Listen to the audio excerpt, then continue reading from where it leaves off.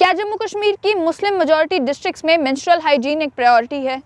National family health survey 2019-20 के आंकड़ों की मानी जाए तो बिल्कुल भी नहीं। जो नेशनल फैमिली हेल्थ सर्वे है उसमें जांचा गया कि जम्मू कश्मीर में कितनी महिलाएं ऐसी हैं जो पीरियड्स के दौरान सैनिटरी नैपकिन्स, चाहे वो लोकली प्रिपेयर्ड हों या फिर कॉर्पोरेटली मैन्युफैक्चर्ड हों, उसके अलावा मेंस्ट्रुअल कप्स या अन्य जो हाइजीनिक मेथड्स हैं उनका इस्तेमाल करती हैं। तो देखने को ये मिला कि जितने भी Muslim majority district Jammu Kashmir में हैं वहाँ पर अगर ये परसेंटेज 2016-17 में ज़्यादा थी तो 2019-20 में कम हो गई।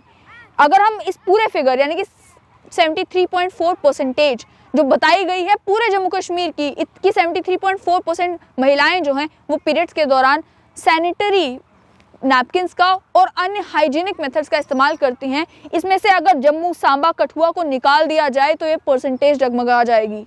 ये तो सत्य है कि अगर कंट्री के एवरेज के अकॉर्डिंग देखा जाए तो जम्मू कश्मीर में जो सिनेरियो है वो थोड़ा बेहतर है कि जम्मू कश्मीर में ज़्यादा महिलाएं ऐसी हैं जो हाइजीनिक मेथड्स का इस्तेमाल करती हैं, लेकिन डिस्ट्रिक्ट वाइज ब्रेकअप जो है वो चौंका देने वाला है। देखने को ये मिलता है कि श्रीनगर जैसी डिस्ट्रिक्ट में भी जहां पर 2015-16 में 89.3% बताया गया था उन महिलाओं का जो हाइजीनिक मेथड्स का इस्तेमाल करते हैं पीरियड्स के दौरान, मेंसेस के दौरान, ये परसेंटेज 2019-20 में गिरकर 84.8 हो गया। वहीं दूसरी ओर गांदरबल में भी ये परसेंटेज जो 72.3 था 2015-16 में, ये गिरकर 69.8 हो गया। शोपिया में 69.8%, डोडा में 68.8%, बांडीपुरा में 64.4% और सबसे बुरी हालत तो कुपवाड़ा में देखी गई जहां पर 2016-17 में 70.9% महिलाएं हाइजीनिक मेथड्स का इस्तेमाल 2016-17 में करती थी और ये गिरकर 48.7 हो गया। यानी कि सबसे लोएस्ट परसेंटेज अगर पूरे जम्मू कश्मीर में किसी महिलाओं की है जो हाइजीनिक मेथड्स का इस्तेमाल करती हैं तो वो कुपवाड़ा में है।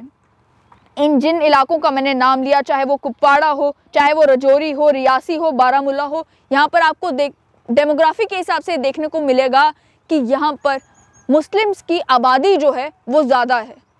तो आप साफ तौर पर देखिए कि जम्मू में, सांबा में, कठुआ में, इन तीन इलाकों में जो परसेंटेजेस हैं 2019-20 की वो दर्शाती हैं कि जम्मू में 95.3% महिलाएं ऐसी हैं जो हाइजीनिक मेथड्स का इस्तेमाल करती हैं, सांबा में 85.5%, कठुआ में 85.4%, वहीं पुलवामा में भी 85% बताया गया है जो कि एक अच्छी बात है। पुंछ में 76% है, उसके अलावा कुलगाम में 75% है, बडगाम में 75.3% है, उधमपुर में 74.7% है, अनंतनाग में 74.2% है।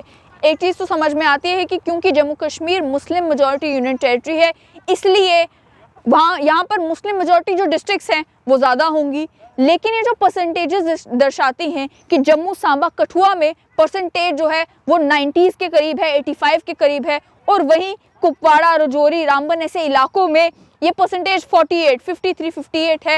ये साफ तौर पर दर्शाती है कि मेंस्ट्रुअल हाइजीन प्रायोरिटी नहीं है। एक महिला के लिए पीरियड्स एक ऐसा समय होता है जहां उसे हाइजीन का सबसे ज़्यादा ख्याल रखना होता है। देश भर से तो ये फिगर्स बेहतर हैं, लेकिन उसके बावजूद भी क्या कारण है ऐसे कि 2015-16 से ये फिगर कम होती आ रही हैं? हमें जो आम लोगों की सोच है वो उसमें ऐसा क्या बदलाव इन सालों में आ गया कि महिलाओं ने हाइजीनिक मेथड्स का इस्तेमाल करना जो है वो कम कर दिया। और ये नेशनल फैमिली हेल्थ सर्वे 2019-20 साफ तौर पर दर्शाता है। और इस तरीके का जो ट्रेंड है मुझे नहीं लगता कि किसी भी और चीज़ में देखने को मिलेगा। जहाँ तक बात आती है, जैसे जैसे साल बढ़ते हैं टेक्नोलॉजिकल एडवांसमेंट होती है, लोगों की सोच बेहतर होती है, लोग नई नई चीज़ों को अपनाना शुरू करते हैं, लोग और ज़्यादा हाइजीनिक होना शुरू करते हैं। फिर क्या कारण है कि जहाँ तक महिलाओं का ताल्लुक है और महिलाओं के मेंसेस का ताल्लुक है उसमें ये परसेंटेज जो है वो घटती नज़र आ रही है।